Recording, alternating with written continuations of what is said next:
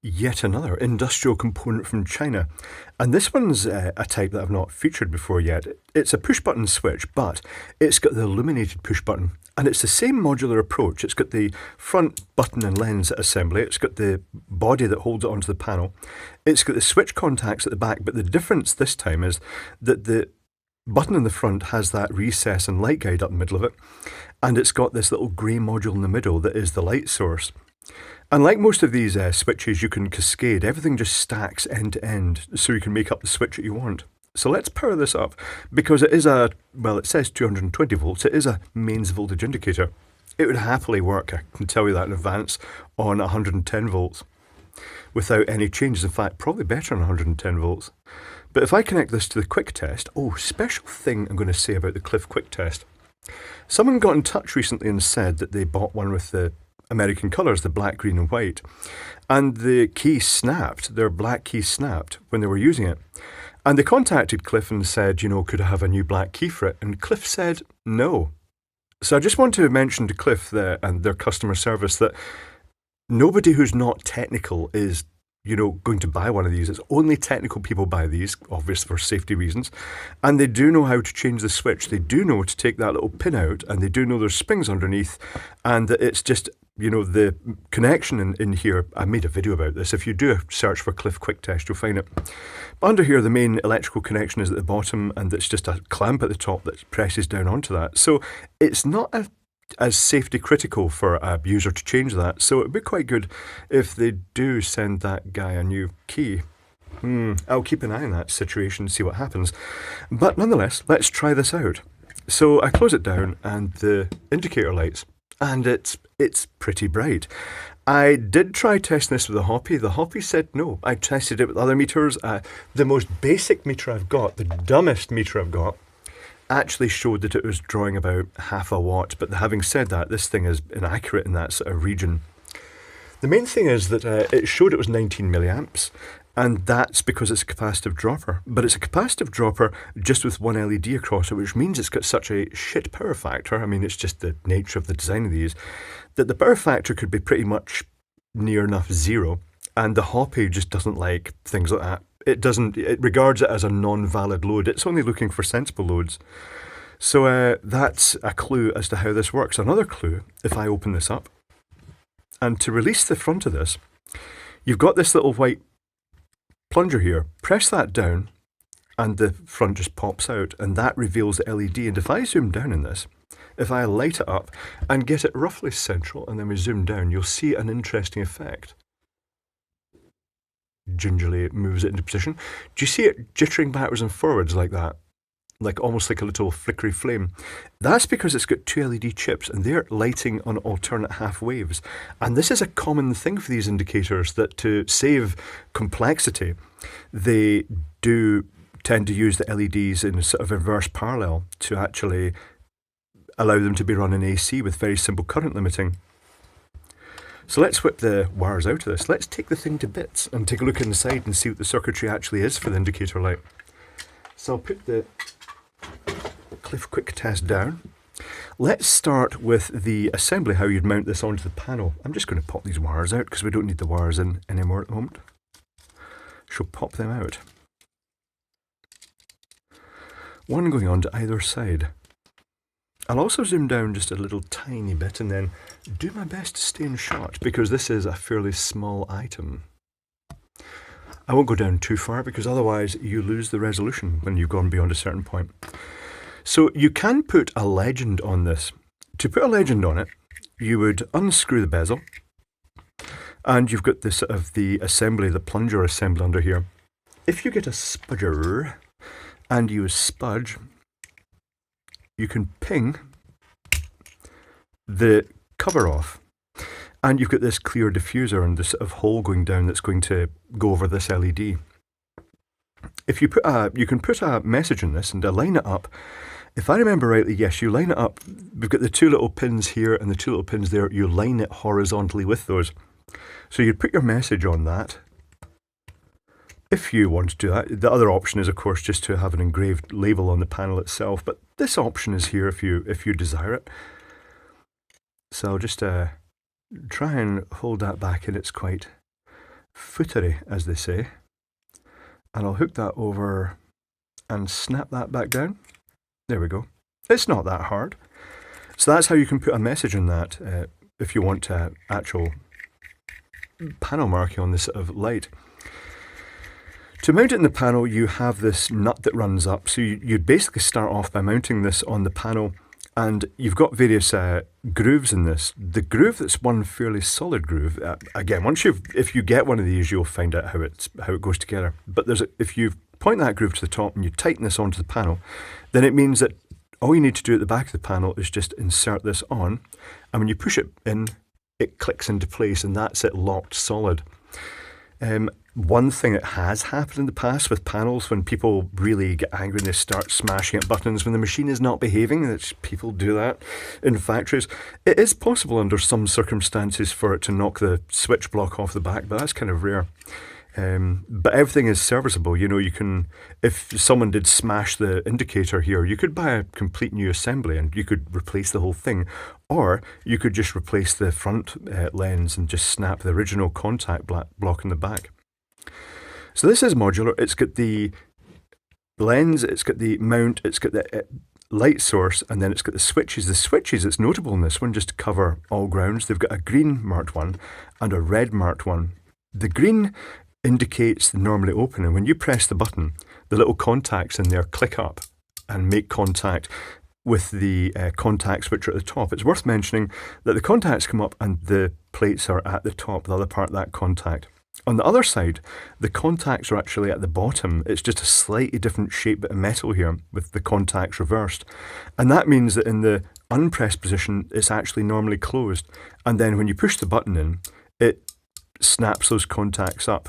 And there's two, so it gives that extra sort of built-in redundancy of having two contacts in series. And as with most of these things, let's get my flat blade driver, you can swap the contact blocks. You could get one, if I parted this, is this going to be a combined? This is a combined block, but you get the individual. You can usually join pairs together, so you could have like two normally open, two normally closed, depending on the type of switch. But you can also stack them. You could add more onto the end of this just by clipping them on the end to give more contacts. It's just this modular approach. There is a limit because at some point there's going to be a slight inaccuracy, and you couldn't stick like hundreds of contacts in the back. It would also make the button very hard to press.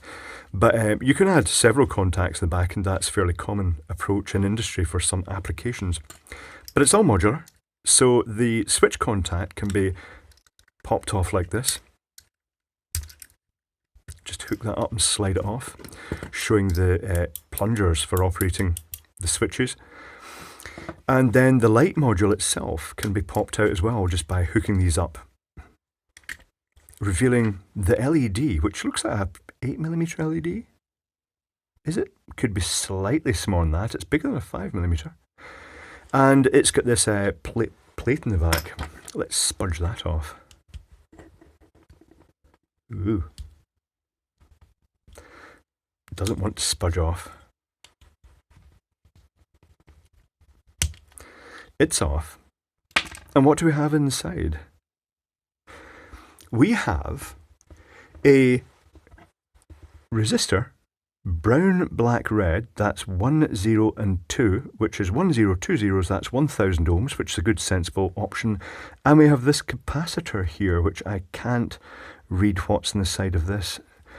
It looks like the LED has been threaded through, and there's a good chance it's been soldered in here from the length of the leads. I shall try and read that capacitor by using an illuminated magnifying glass. It's 220 nanofarad, 250 volts. The 250 volts is a bit annoying for that, because normally for a UK application, I'd actually want, that's the DC voltage rating. I'd rather that was rated 400 volts, but that's not uncommon. This is why this would work a lot better on 110 volts.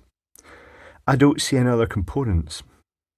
That appears to be it. So theoretically then, if I was to power up that LED with the bench power supply and a resistor, so let's bring in the resistor substitution box, and we'll set this to 1K.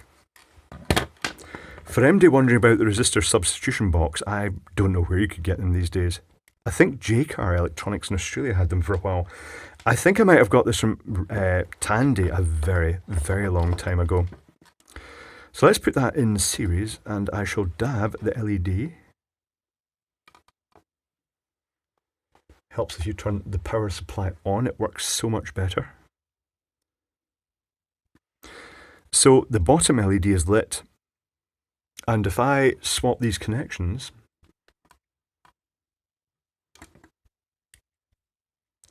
the top LED, I'm guessing, will light. Yes, it has. So that is two LEDs. That means the circuitry for this is ultra, ultra simple. It's about as simple as you could get. Let me just doodle that down for you, but it's not going to take very long because it involves pretty much three components. It involves, the markings on this are X1 and X2. That's just, you know, typical industrial markings. And I'll draw it for accuracy here. Here's the X1 is going to the resistor. So it's going to a resistor. X2 is going to the capacitor. I've suddenly realised that capacitor does not have a discharge resistor, I don't think. And then it's going to the LED, which has the two inverse parallel chips. Like that. So what actually happens here is 1K, 220 nano.